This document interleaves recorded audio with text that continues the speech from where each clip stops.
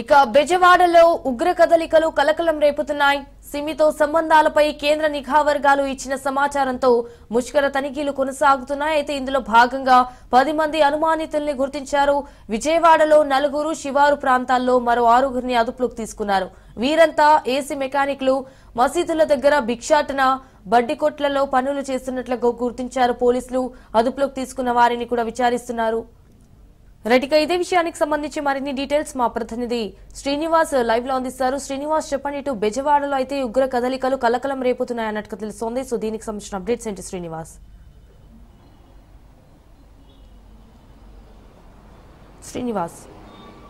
సంజన, ఇటీవల దేశవ్యాప్తంగా కలకలం రేపినటువంటి జమ్మూ కాశ్మీర్లో ఉగ్రదాడికి సంబంధించి విజయవాడ పోలీస్ కమిషనర్ పూర్తిగా అప్రమత్తమైంది. ఈ నేపథ్యంలో గడిచిన 3 రోజులుగా కూడా విజయవాడలో పోలీస్ కమిషనర్ పరిధిలో ఉన్నటువంటి అన్ని ప్రాంతాలను కూడా పోలీసు అధికారులు అట్లాగే పోలీస్ సిబ్బంది జల్లెడ పడుతూ ఉన్నారు. ఇప్పటికే విజయవాడ పోలీస్ కమిషనర్ పరిధిలోని విజయవాడ సిటీని చూసుకున్నట్లయితే వెస్ట్ జోన్, సెంట్రల్ జోన్ అట్లాగే ఈస్ట్ నార్త్ జోన్కి సంబంధించినటువంటి అన్ని ప్రాంతాల్లో కూడా పోలీసులు పూర్తి స్థాయిలో కార్డన్ సెర్చ్ కార్యక్రమాలు నిర్వహిస్తూ ఉన్నారు. ఈ కార్యక్రమంలో భాగంగా అంటే అనుమానితులు ఎవరైనా ఉన్నారనే కోణంలో కూడా పోలీసులు అన్ని ప్రాంతాలను, ముఖ్యంగా నేరస్తులు ఎక్కువగా సంచరించే ప్రాంతాలు విజయవాడలో ఏవైతే ఉన్నాయో రాజరాజేశ్వరిపేట కావచ్చు, సింగనగర్ కావచ్చు, అలాగే విజయవాడ శివారు ప్రాంతాల్లో అయినటువంటి రామవరపాడు, అలాగే ఇటువైపు సంబంధించిన భవానీపురం, వెస్ట్ జోన్లో భవానీపురం, అట్లాగే సెంట్రల్ జోన్కు సంబంధించి పడమట, ఈ ఏరియాలన్నింటిలో కూడా రెగ్యులర్గా కూడా విజయవాడ పోలీస్ కమిషనర్ రాజశేఖర్ బాబు ఆదేశాల మేరకు మొత్తం ఏసీపీలందరూ కూడా డీసీపీల నేతృత్వంలో ఈ కార్డన్ సెర్చ్ కార్యక్రమాలు విస్తృతంగా తనిఖీలు చేపడతా ఉన్నారు. ఈ తనిఖీల్లో భాగంగా ఇప్పటికే కొంతమంది కీలకమైన అనుమానంగా ఉన్నటువంటి 10 మంది అనుమానితులను కూడా పోలీసులు అదుపులో తీసుకోవడం జరిగింది. వాళ్ళలో కొంతమందిని ఇప్పటికే విచారణ చేపడతా ఉన్నారు. ఈ విచారణలో వాళ్ళ దగ్గర నుంచి ఏమైనా ఇన్ఫర్మేషన్ వచ్చినట్లయితే మాత్రం ఖచ్చితంగా వాళ్ళపై చట్ట ప్రకారం చర్యలు తీసుకోవడానికి కూడా సిద్ధపడతా ఉన్నారు. మరోవైపు గతంలో మన విజయవాడ చరిత్రను చూసుకున్నట్లయితే ఒక 2 దశాబ్దాల క్రితం, అంటే 20 ఏళ్ల క్రితం విజయవాడకు సంబంధించి అప్పట్లో నక్సల్స్ కావచ్చు, తర్వాత మావోయిస్టులు కావచ్చు, విజయవాడకి సంబంధించినటువంటి గిరిపురం అనే ఏరియాల్లో కూడా దీన్ని మావోయిస్టులు గతంలో షెల్టర్ జోన్గా వాడుకున్న సందర్భాలు కూడా గతంలో ఉన్నాయి. అప్పట్లో మాజీ నక్సలిస్టులు కావచ్చు, అట్లాగే మావోయిస్టుల సానుభూతి పరులను కూడా వాళ్ళని అప్పట్లో పోలీసు అధికారులు అదుపులోకి తీసుకొని అరెస్ట్ చేయడం కూడా జరిగింది. అలాగే ఈ నేపథ్యంలో కొన్ని ముస్లిం ఆర్గనైజేషన్ సంఘాలు ఏవైతే ఉన్నాయో వాళ్ళు కూడా, అంటే ఈ మూలాలు నక్సలిజానికి కావచ్చు, టెర్రరిజానికి కావచ్చు, వాటికి సంబంధించినటువంటి మూలాలు ఏవైతే ఉన్నాయో వాటికి సంబంధించినటువంటి ముస్లిం ఆర్గనైజేషన్లు ఏవైతే ఉన్నాయో వాళ్ళతో ఈ ఉగ్రవాద సంస్థలతో లింకులు కలిగినటువంటి వాళ్ళని కూడా గతంలో విజయవాడ పోలీసులు పట్టుకోవడం, వాళ్ళని అరెస్ట్ చేయడం వంటి సందర్భాలు కూడా అనేకం నెలకొన్నాయి. వీటన్నిటినీ పరిగణలోకి తీసుకున్నటువంటి విజయవాడ సిపి రాజశేఖర్ బాబు ప్రస్తుతం విజయవాడ తమ సిబ్బందిని అందరినీ కూడా ఏసీపీలు, డీసీపీలు, అట్లాగే సీఎల్ని కూడా అందరినీ కూడా గ్రౌండ్ స్థాయి సిబ్బందిని కూడా పూర్తిగా అప్రమత్తం చేయడం జరిగింది. ఈ అప్రమత్తంలో భాగంగానే గత కొద్ది రోజులుగా కూడా విజయవాడ మొత్తంతో పాటు అట్లాగే తెలంగాణ, అలాగే ఏపీ సరిహద్దు ప్రాంతాలు అయినటువంటి మైలవరం నియోజకవర్గం కావచ్చు, అట్లాగే తిరువూరు నియోజకవర్గం కావచ్చు, వీటిలో కూడా పోలీసులు విస్తృతంగా తనిఖీలు చేపడతా ఉన్నారు. ఈ తనిఖీల్లో భాగంగా ప్రతిరోజు కూడా కొంతమంది అనుమానితులు పోలీసులకు దొరుకుతూనే ఉన్నారు. వాళ్ళందరినీ కూడా వాళ్ళు చెప్పినటువంటి మాటలు కావచ్చు, లేదనుకుంటే వాళ్ళ దగ్గర ఉన్నటువంటి రికార్డ్స్ ఏవైతే ఉన్నాయో వాటన్నిటిని కూడా అన్ని క్షుణ్ణంగా పరిశీలించిన తర్వాత వీళ్ళు పర్లేదు, వీళ్ళు జెన్యూన్, వీళ్ళకి నేరాలతో ఎలాంటి సంబంధం లేదు, లేదనుకుంటే సంఘ విద్రోహ శక్తులతో వీళ్ళకి ఎలాంటి కార్యకలాపాలు నిర్వహించే వ్యక్తులు కూడా కాదు వీళ్ళు అనుకునేటప్పుడు మాత్రం అలాంటి వ్యక్తులను కూడా వదిలివేయడం జరుగుతుంది. ఏమాత్రం అనుమానం కలిగినటువంటి వ్యక్తులు ఎవరైనా ఉంటే మాత్రం వాళ్ళందరినీ కూడా పోలీసులు అదుపులోకి తీసుకొని ఒక సీక్రెట్ ప్రదేశంలో కూడా వీళ్ళని విచారిస్తూ ఉన్నారు. ఇప్పటి వరకు అయితే విజయవాడ పోలీస్ కమిషనరేట్ వ్యాప్తంగా కూడా దాదాపు ఒక 5 రోజుల నుంచి కూడా పూర్తి స్థాయిలో డే అండ్ నైట్ ఈ పగలు కూడా అట్లాగే రాత్రులు కూడా ప్రత్యేక పోలీసు బృందాలుగా ఏర్పడి విస్తృతంగా తనిఖీలు చేస్తా ఉన్నారు. ప్రకాశం బ్యారేజీ వద్ద కూడా ఎవరైనా ఏదైనా అంటే వాళ్ళు వచ్చే వాహనాల్లో వచ్చేటువంటి ఆ వాహనాలు కావచ్చు ప్రతిదీ కూడా తనిఖీలు చేస్తే అందరిని కూడా అదుపులోకి తీసుకోవడంతో పాటు పబ్లిక్ ని కూడా అలర్ట్ చేస్తున్నారు. ముఖ్యంగా దుర్గా టెంపుల్ కావచ్చు, అట్లాగే రైల్వే స్టేషన్ కావచ్చు, అలాగే బస్టాండ్ కావచ్చు, ఇక్కడ జనం ఎక్కువగా ఉండే రద్దీగా ఉండే ప్రాంతాలు ఇవన్నీ కావడంతో వీటిపై కూడా విజయవాడ పోలీస్ కమిషనర్ నుంచి పోలీసు ఉన్నతాధికారులు ప్రత్యేక నిఘా ఏర్పాటు చేయడం జరిగిందని కూడా చెప్పొచ్చు. Sanjana. Right Srinivas, thank you for the live updates.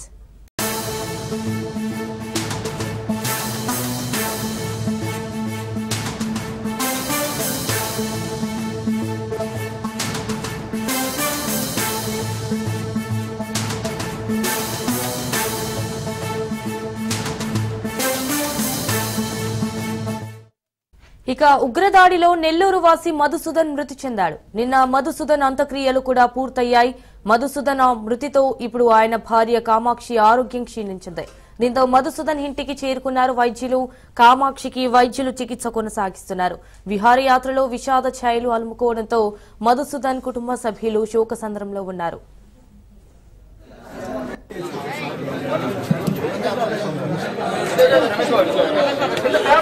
అడిగడిగి కాల్చాడంట. ఒక పిల్లోడు తిట్టేటప్పటికి వెనక్కొచ్చి కాల్చాడంట.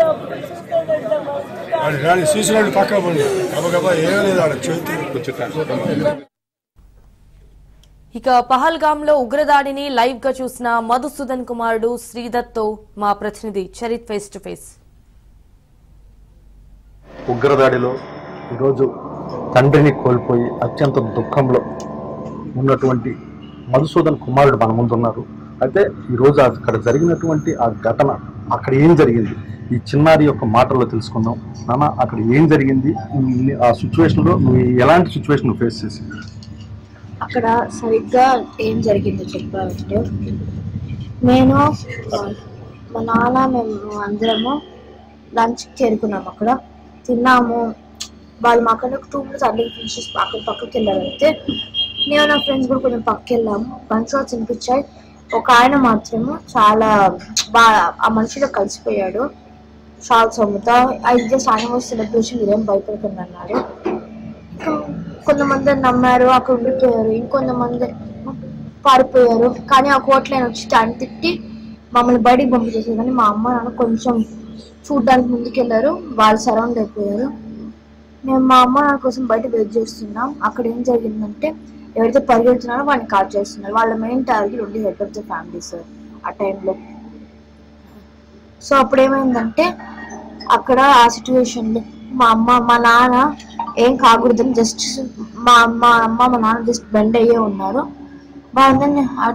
వాళ్ళేమో అందరిని చంపుకుంటూ వెళ్తున్నారు. ఒక అబ్బాయి వాళ్ళ నాన్న చంపితే ఆ అబ్బాయి ఆ కోపం వచ్చి ఒకరిని తిట్టడం మొదలు పెట్టాడు. అప్పుడు వాడికి ఏం చేయాలి, వాడేమో ఆ పిల్లోనికి ఏం చేయకుండా ఆ పిల్లోని చూసి కొట్టి నా దగ్గరికి వచ్చి నువ్వు హిందువా ముస్లిం అడిగాడు. మా నాన్న ఏం చెప్పలేదు, కాల్ చేశాడు అంతే. దాని గురించి ఏం జరగలేదండి. ఒకసారి చెప్పాలి, నాకెందుకు చాలా ఫేక్ న్యూస్ వస్తున్నాయి కొన్ని వాటి గురించి. కానీ ఇప్పుడే నేను చెప్పింది నిజం, దీని గురించి ఏం జరగలేదు. అంటే ఒక్క నిమిషం నాన్న, ఇప్పుడు అక్కడ ఉన్నటువంటి క్రమంలో మీరు వెళ్ళారు కదా, మీరు వెళ్ళినటువంటి క్రమం ఏదైతే కాశ్మీర్కి వెళ్ళినటువంటి క్రమంలో ఎన్ని రోజులైంది మీరు వెళ్ళి, ఎన్ని రోజుల తర్వాత ఇది జరిగింది నాన్న? మేము వెళ్ళడానికి ఒక రోజు అయింది. సండే వెళ్ళారు. సండే వెళ్ళాం. ట్యూస్డే జరిగింది sir. Tuesday afternoon. Monday reach అయ్యాము, నాకు సరిగ్గా గుర్తులేదు. సండే కానీ నాకు ఒక రోజు అనేది మాత్రం ట్యూస్డే ఆఫ్టర్నూన్ 3 o'clock జరిగింది సార్. అంటే అక్కడ ఆ సిచ్యువేషన్ జరిగినప్పుడు, ఆ ఘటన జరిగినప్పుడు తర్వాత ఏదైతే ఆ సిచ్యువేషన్ జరిగిందో, మీ నాన్నను ఫస్ట్ టైం చూసావు కదా నువ్వు, చూసిన తర్వాత మీ నాన్న ఏ సిచ్యువేషన్ లో ఉన్నాడు అక్కడ? చూడలేదు సార్. నేను చూడలేకపోయాను, కానీ మా అమ్మ చూసింది. ఇక్కడ చూసినప్పుడు మాత్రం కొంచెం బాధ వేసింది. మా నాన్న ఫేస్ కట్టేశారు, కానీ నేను మా నాన్నకి చెప్పాను నేను ధైర్యంగా ఉంటాను, చూసుకుంటానని. ఈ చిన్నారి ఎంత ధైర్యంగా ఈరోజు అక్కడ జరిగినటువంటి ఘటన ఏదైతే ఉందో అంత హృదయ విదారకమైన ఘటన. ఈరోజు తండ్రి కళ్ళ ముందే తండ్రిని కోల్పోయాడు. అంటే ఒక విహార యాత్రకై వెళ్ళారు వాళ్ళు, ఒక పిక్నిక్ అయి వెళ్ళినటువంటి ఆ కుటుంబం ఈరోజు విషాదంలో చిక్కింది. అయితే మాత్రం ఈ కుటుంబానికి ఇటు భారత ప్రభుత్వం కానీ అలాగే ఆంధ్రప్రదేశ్ ప్రభుత్వం కానీ అన్ని విధాలుగా కూడా అండగా ఉంటామంటూ కూడా ఇప్పుడు నిన్న జరిగినటువంటి ఘటన మంత్రులు వచ్చి ఇక్కడ చేయడము, అలాగే ఇప్పుడు సతీష్ రెడ్డి గారు రాష్ట్ర ప్రభుత్వ సలహాదారు సతీష్ రెడ్డి గారు కూడా వచ్చి ఆ కుటుంబానికి ఎలాగ మనం అండగా ఉండాలి, ఆ కుటుంబానికి ఫర్దర్ గా మనం ఎలాంటి భరోసా ఇవ్వాలని దాంట్లో మాత్రం ఇప్పుడు సతీష్ రెడ్డి గారు కూడా ఇక్కడ వచ్చిన పరిస్థితి. అయితే ఈ రోజు ఈ చిన్నారులకు కానీ ఆ కుటుంబానికి కానీ మాత్రం ఖచ్చితంగా ఒక మనోధైర్యాన్ని ఇవ్వాలంటూ కూడా మనం భగవంతుని ప్రార్థిద్దాం. కెమెరామెన్ భరత్ తో చరిత్ర కుమార్, రాజ్ న్యూస్, కావలి నుండి. ఇక ఉగ్రదాడిలో మృతి చెందిన నెల్లూరు వాసి మధుసూదన్ రావు ఫ్యామిలీని పలువురు పరామర్శిస్తున్నారు. బాధితులకు ధైర్యం చెప్తున్నారు. మధుసూదన్ ఫ్యామిలీని డిఆర్డీఓ మాజీ చైర్మన్, ప్రస్తుత ఏపీ ప్రభుత్వ సలహాదారు గుండ్రా సతీష్ రెడ్డి పరామర్శించారు. అదేవిధంగా మధుసూదన్ భార్య కామాక్షి ఆరోగ్య వివరాల్ని స్థానిక ఎమ్మెల్యే దగ్గుమాటి వెంకట కృష్ణారెడ్డి స్వయంగా అడిగి వివరాలు తెలుసుకున్నారు. ఇక మధుసూదన్ ఫ్యామిలీకి అండగా నిలబడతామని కూడా చెప్పారు. వారి పిల్లల భవిష్యత్తుకు అన్ని విధాల సహకరిస్తామన్నారు దగ్గుమాటి. దురాగత చర్యల్లో బలైనటువంటి విషయం అందరికీ తెలిసిందే.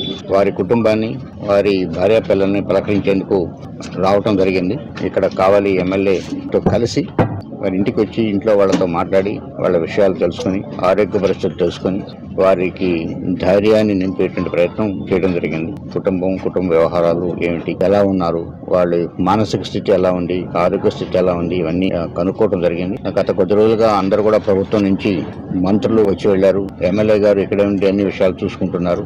ఈ రోజు కూడా ఎమ్మెల్యే గారు ఏమేమి కావాలి, ఎలాంటివి కావాలి అన్ని కూడా అప్పటికప్పుడు డాక్టర్ని పిలిపించడం, అన్ని పరీక్షలు చేయించడం కూడా జరిగింది.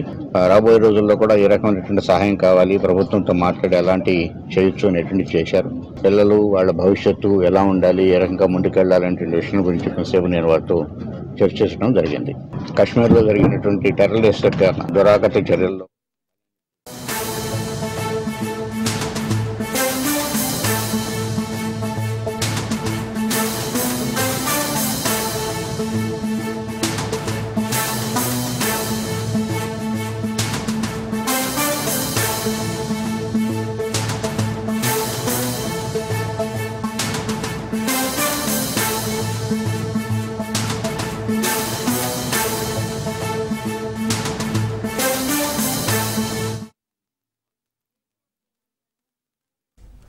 దేశంలోని అన్ని రాష్ట్రాల సీఎంలకు హోంమంత్రి అమిత్ షా ఫోన్ చేశారు. పాకిస్తానీల అన్ని వీసాలను రద్దు చేయాలని ఆదేశించారు. పాక్ పౌరులను గుర్తించి వెనక్కి పంపాలని అమిత్ షా స్పష్టం చేశారు. ఇప్పటికే 17 రకాల వీసాలను కేంద్రం రద్దు చేసింది. పహల్గామ్ ఉగ్రదాడి నేపథ్యంలో కేంద్రం పాక్ వీసాల రద్దు నిర్ణయం తీసుకుంది. అందులో భాగంగా కేంద్ర హోంమంత్రి అన్ని రాష్ట్రాల ముఖ్యమంత్రులకు కూడా కాల్ చేసి పాక్ పౌరులను గుర్తించి వెనక్కి పంపాలని ఆదేశించారు.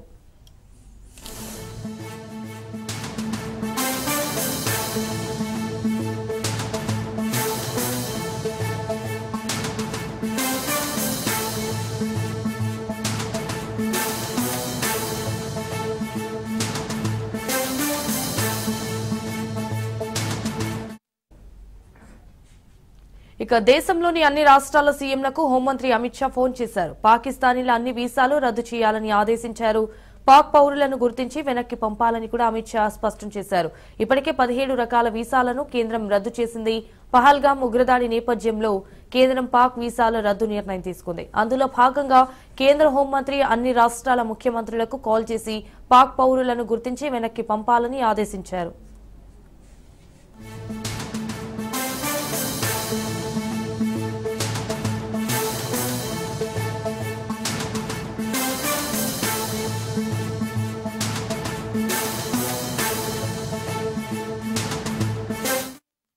రైట్, ఇక ఇదే విషయానికి సంబంధించి మరిన్ని డీటెయిల్స్ మా ప్రతినిధి రత్నకుమార్ ఫోన్ ఇన్ ద్వారా అందిస్తారు. రత్నకుమార్,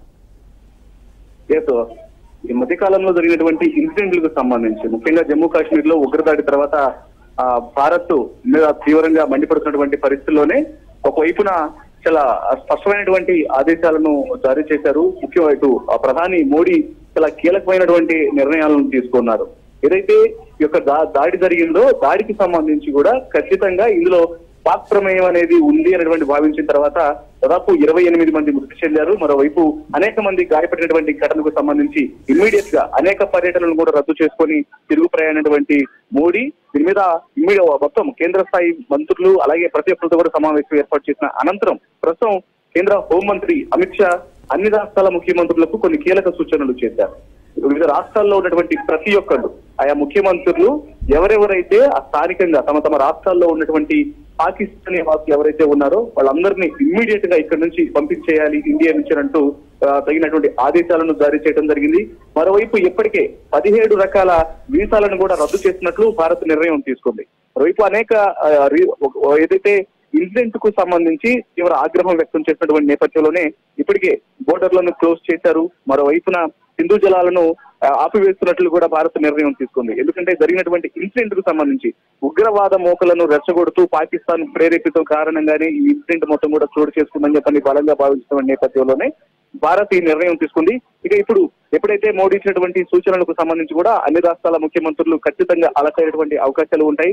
కేంద్ర హోంమంత్రిత్వ శాఖ నుంచి ఆదేశాలను బట్టి వివిధ రాష్ట్రాల్లో ఉన్నటువంటి పాకిస్తానీలు ఎవరైతే ఉన్నారో వాళ్ళందరినీ ఇక్కడ నుంచి పాక్ కు పంపించేటువంటి ప్రయత్నాలను ముమ్మరం చేస్తారు. Right Ratna Kumar, thank you for the updates.